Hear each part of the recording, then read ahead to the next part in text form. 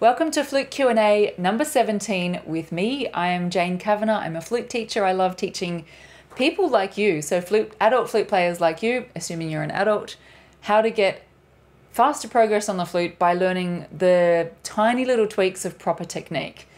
Often people have learnt the flute, they've learnt the flute as a kid, as an adult, but way back when they started, they didn't get the foundational things right. And if you're having trouble now with anything, fluffy tone, getting dizzy, difficult high notes, not being able to get through a whole phrase, slow fingers, often the reason for that is because a foundational thing right at the start wasn't explained to you correctly, or maybe not at all.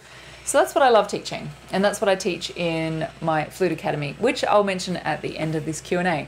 So we have 4 fantastic questions today from Sam, Ashley Nicole Foster, Dale, and Sabine. Also, if you would like to ask a question, just come to www.flute.school/ask and you can ask a question there and I'll answer it in an upcoming Q&A. Let's get into these questions. So the first question is from Sam. She says, "Hey Jane, do you have any mouth exercises or warm-ups you do before you even pick up the flute?" So my first thought was, no, I don't. I just do exercises on the flute, and I would break up those exercises into one of 3 things, or in your head, or in reality, those exercises are generally in the form of 3 things. So it's either for your fingers, like finger speed. So for example, scales.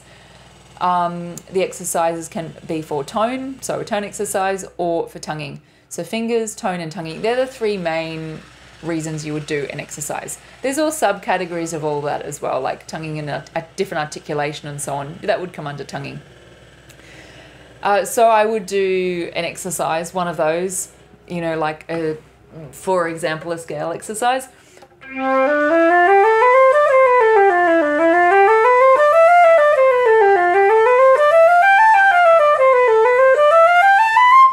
Then back down, jump up a semitone, jump up another semitone, and just do that all up the range of the scale. So that's one of the scale exercises that I do. The tone exercise I call the magic tone exercise, and that's one of the modules in the Flute Academy that I mentioned a moment ago. Tonguing exercise, I make it up basically, and I'll just tongue notes quickly. So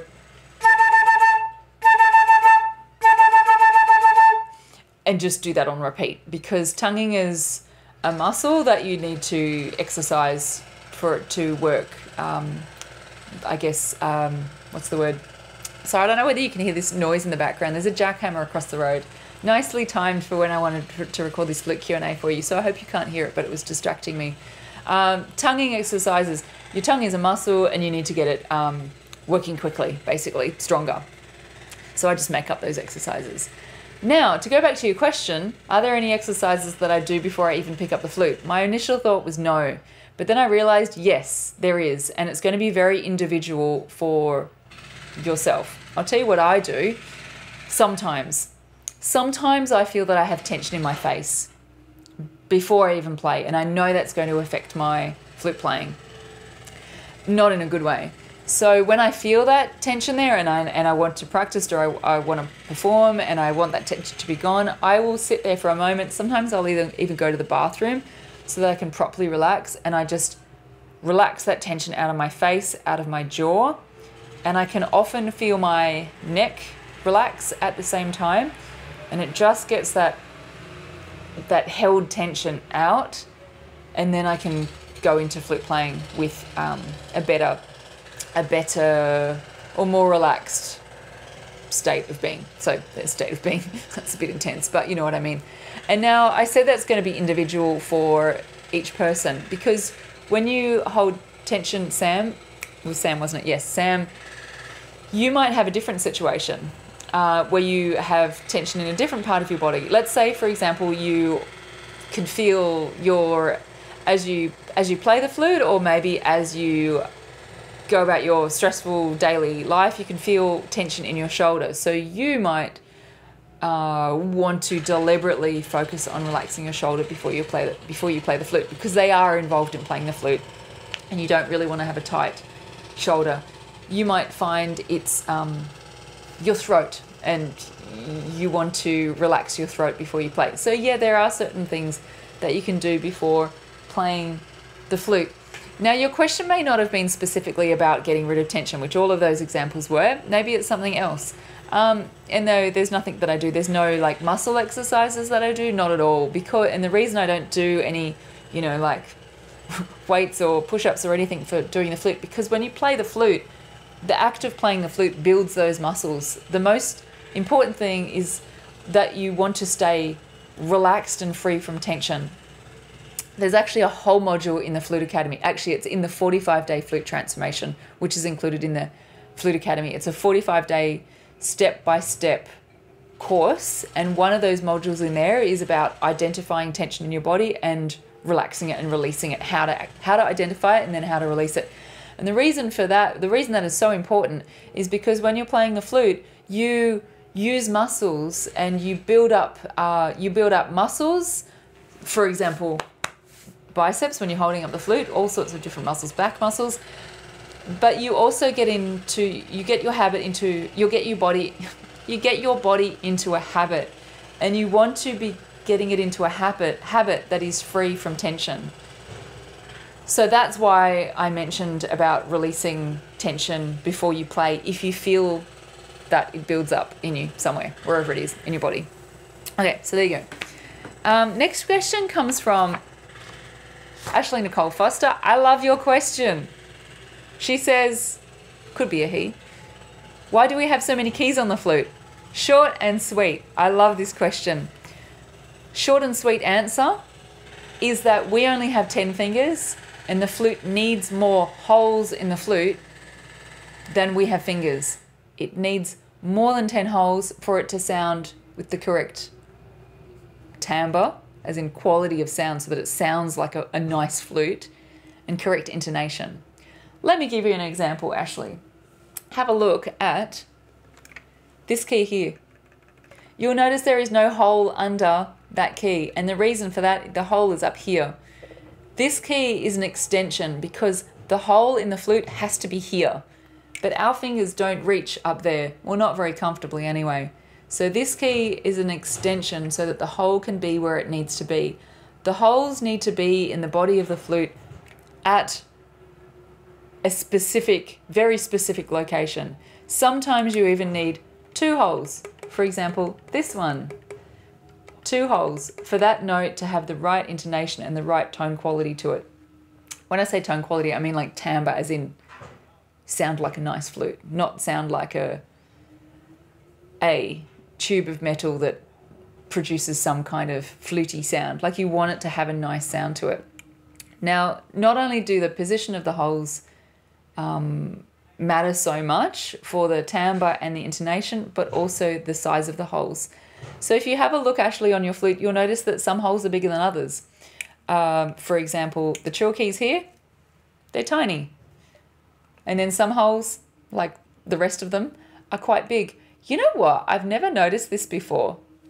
I've never actually noticed that. I think, is this true? Hang on.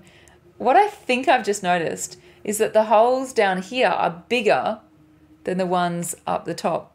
They are, aren't they? Oh, definitely. I've never noticed that before, Ashley.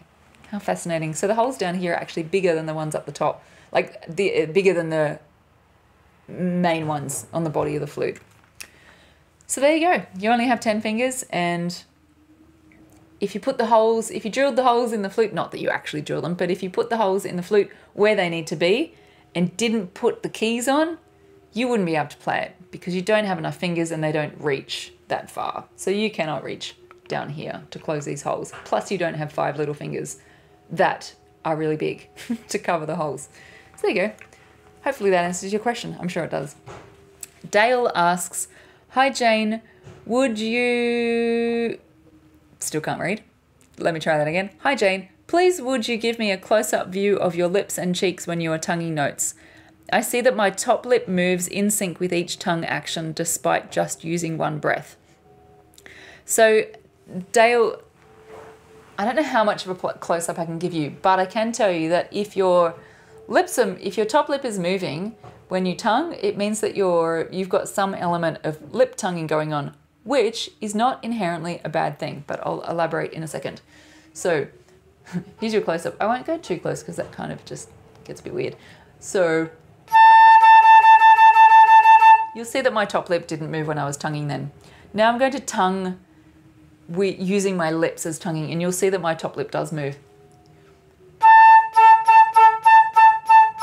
So I sort of exaggerated that, but I didn't exaggerate that too much. That's kind of just what happens when you're lip tonguing. Now, lip tonguing, actually I need my flute for this. Lip tonguing is very, very, very clear.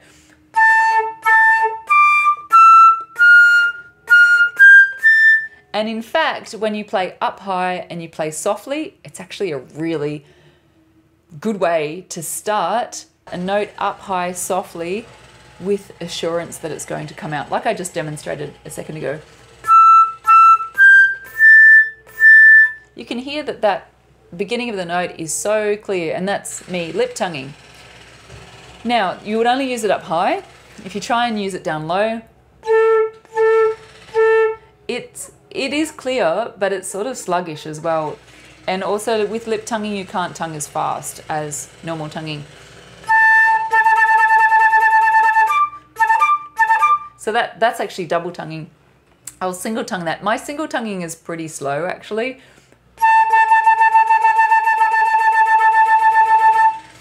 So that was single tonguing. But it doesn't, for me, it doesn't matter that it's slow because I just switch into double tonguing and just choose one or the other, and it covers the whole range of speeds.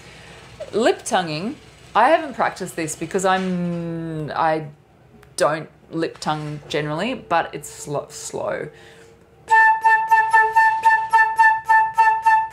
Oh my gosh, that's so slow. So I could get that faster with practice, but you definitely want to be able to tongue in the normal way that I teach you in the academy under there. I know that was pretty vague, but as in not your lip. You definitely want to be able to tongue in the normal ta position because you'll be able to get the speed and you'll be able to learn to double tongue. So ta and ga, ta, da, ga, ta. I just like mix my metaphors there. Ta and ka, or da and ga. As you know, Dale, it's the same thing. If anyone just went, what on earth are you talking about? I'm referring to a lesson that I know Dale's done in the Flute Academy. Okay, so it sounds like you're lip tonguing, Dale. See if you can not do that so that you get used to doing both types of tonguing, because you don't really want to rely on lip tonguing all the time, even though it's not wrong. Okay, the last question. Sorry, can't multitask there. I'm the world's worst multitasker. Don't know if I've said that before. It's true. The last question comes from Sabine. Hi, Sabine. Another short and sweet question. Do you give lessons online? Yes and no. So I don't do Zoom lessons or Skype lessons, but I run the Flute Academy. And the Flute Academy means that I can teach way more students online than I would ever be able to do with one-on-one videos. Yes, I'm recording. Sabine, I'll put a link to the Flute Academy below your question so that you can go and have a look what's in it, and if you'd like to join. Basically in the Flute Academy, there's 2 step-by-step courses that you work your way through. One goes for 5 days and one goes for 45 days. The 45-day flute transformation, which I mentioned, I was going to say above, but before, you know what I mean. The 45-day flute transformation is 45 days, but you go at your own pace, and it teaches you 1 tweak of proper technique a day. And we start at the total foundations of embouchure, and then we do the total foundations of high notes, and then we do the total foundations of, we've got breathing in there, tonguing, fast fingers, and so on. So we go through all the foundations that a lot of people missed out when they were learning the flute when they were younger. And then, of course, in the Flute Academy, well, not of course, you don't know this, but in the Flute Academy, we also do there's monthly lessons. And there's a concert, a live online concert every month that you can come along to, and you can just, I was going to say stalk, but I meant you can just be in the audience and watch people perform, or you can actually perform a little piece as well. And you don't need to be a pro, it's just all fun and just fun. It's fun, isn't it? Anyone who's been in one of the online concerts. So that's the Flute Academy, Sabine. And for anyone watching who has a question and you would like it answered in one of the upcoming Flute Q&As, just go to www.flute.school/ask and you can ask your question there. See you next time.